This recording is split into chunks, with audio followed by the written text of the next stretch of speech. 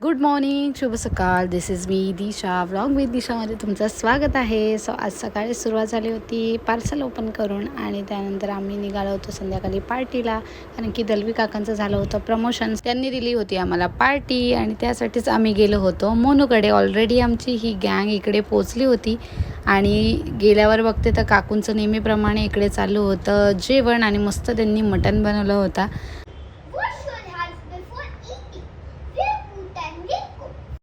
आणि चिंटूनी पण मस्त त्याचं स्पीच आम्हाला बोलून दाखवलं होतं स्कूलमधलं. आणि इकडे नेहमीप्रमाणे यांचं चालू होतं फोटोशूट. ते झालं आणि नंतर आम्ही बसलो होतो जेवायला.